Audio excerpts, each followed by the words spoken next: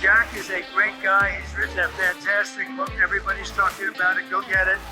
And he's been my friend right from the beginning of this whole beautiful event. And we're going to turn it around and make our country great again. Amen. All right, Jack Posobiec, we are on now with Will Chamberlain, Article 3 project, where he works with Mike Davis. And we're going through this open letter that Human Events Media Group has issued in, in the case of Tyler Robinson and the state of Utah. This is the murder trial of Charlie Kirk. And it's a question, it's a very simple question. And by the way, I would have the same standard for pretty much any trial, regardless of whether or not it's one that, that I was involved in the sense that I was friends with the victim, that I believe the public has a right to know. And I believe that the public should know in these cases, whether it was Kyle Rittenhouse. By the way, and we're on with Will Chamberlain, and we're talking about this. Will, in fact, Kyle Rittenhouse is someone who reached out to me directly and said, how can I help? How can I be of assistance? He showed up, just funny aside, because you brought him up. He shows up at the Charlie Kirk Memorial and sends me a message. Hey, Jack, I'm here outside. He had never mentioned that he was coming. I said, man, I could have got you like a special guest pass or something. He just showed up. He literally just drove there from Texas and was like, yep, I'm just here. And everybody was, because everybody was there to thank him for coming. And, people remember that I think it was just a couple of weeks after his acquittal that he appeared on stage with me and Charlie at the Turning Point. I believe that was the first America Fest, the first AmFest. And the media lost their minds because we gave him that sort of WWE intro with the cold sparks and everyone cheering. And I remember going to Charlie with that idea and Charlie saying, oh, yeah. Absolutely. And I actually told Kyle, so the weekend before the jury came back. So the jury went out for one weekend and they were deliberating and then they had a weekend and then they came back with a ruling on a Monday. And I think they still deliberated for a few days during the week. But even the weekend they were out, I actually talked to Kyle on the phone. So this is before the ruling was in. And I said, Kyle, a month from now, you're going to be with me and Charlie Kirk at AmFest. And, that's and awesome. Sure enough, we were. He was. He told me he was sitting around a fire somewhere outside of Kenosha. That's awesome to hear. And I think it was just cool that he showed up, right? And you see the connection between Charlie really being the first person to say no, like we are going to absolutely support Kyle Rittenhouse, and we're going to support him, and absolutely, obviously, there's an obvious case of self-defense.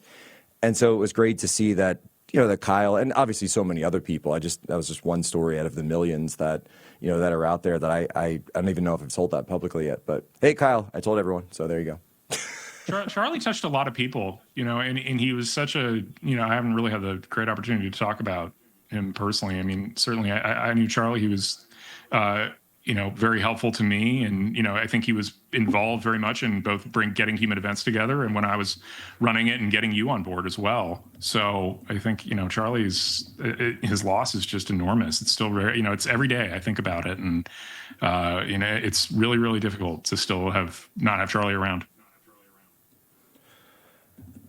And in fact, by the way, that I remember there was a time where, speaking of which, we held that, what was that, like roundtable, the discussion that we did the one time. And I don't remember if you were even in this or not, because it was like me, Charlie Kirk, Andy No, Libby Emmons, and you may have not been in this roundtable, but Charlie spent like an entire day just sitting with us talking about, this is my vision for Human Events, this is how it can work, this is how I want Human Events Daily to run. And in fact, Human Events Daily began life as a Turning Point USA show. And then we took it independent, but obviously still worked very closely with Charlie in order to be able to kind of move on from the C3 restrictions on political speech.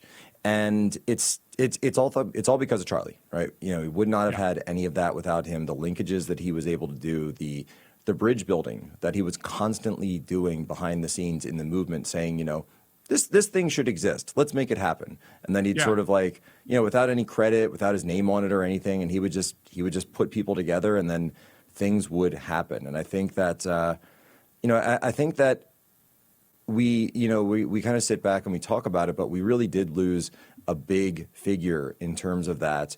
And it's something very clear that the left will continue to do this. They'll continue to target people if we do not stop them from doing so. And that's why, just from a personal perspective, that regardless of just knowing Charlie, that's why the Tyler Robinson case is so important, and getting it Precisely. right is so important. We absolutely have to see justice done here, and we have to see it done publicly. I think it will be useful to put to bed some of the more ridiculous theories about what's happened here. And what frustrates me so much about those theories is because they're distracting from the obvious and core truth that is so important for every conservative to internalize. A leftist assassinated Charlie Kirk, and a slew of other leftists celebrated it. And we just need to remember that. We need to get it. I mean, that's so important for us to remember, because it reminds of what the stakes of this actually are, what the stakes of our politics actually are. And, it's hard to forget that. I think it's certainly changed the way I'm really tolerating sort of what I might have called, antagonists on the left who I might have otherwise tolerated and engaged with. But I look at some of their views or how they've responded to this. I'm like, no, I'm not even engaging with you anymore. You're obviously just an adversary, and we need to defeat you. That's it.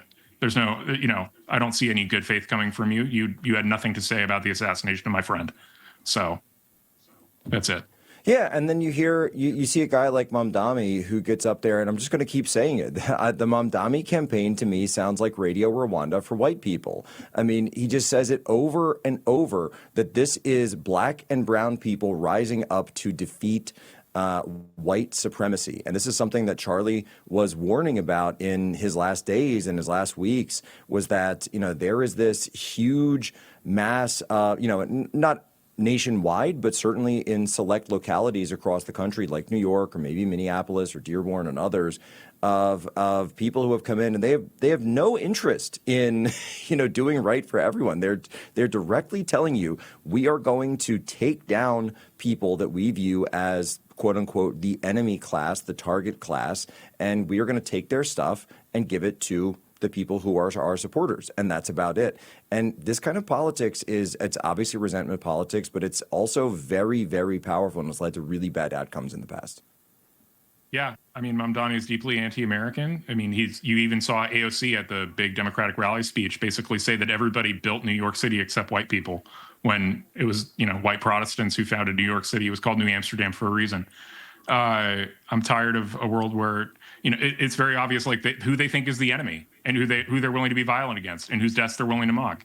Like, it's you and me, and it's other Republicans. We're the enemy that they're willing to see dead. That maybe they wouldn't pull the trigger themselves, but they certainly wouldn't shed a tear if other people pulled the trigger against us. And that's, every conservative needs to understand what the stakes are. No, it's 100%. And by the way, we are going to be seeing this Halloween, because Halloween's coming up on Friday. I'm just going to say, we've already seen a few. We're going to see more. These leftists are going to be celebrating it. They're going to be dressing as Charlie Kirk. They're going to have, plumes of blood spurting from their necks. The freedom shirt, it's going to be everywhere, right? There will probably even be just, screenshot it, right? There will be people who try to dress up as Erica, who do things like this to mock them. And I'll simply put it like this. Screenshot every single one of them.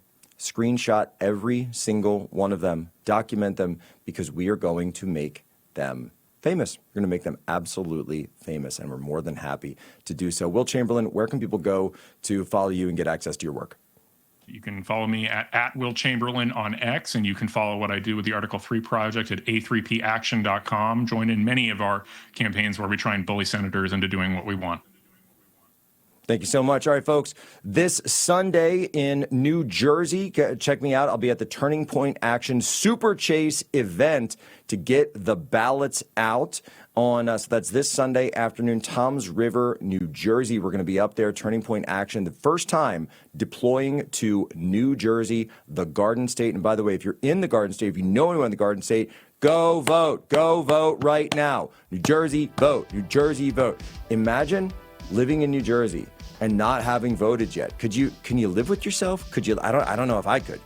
So you got to get out there, be persistent, and harass people. Ladies and gentlemen, as always, you have my permission to lay ashore.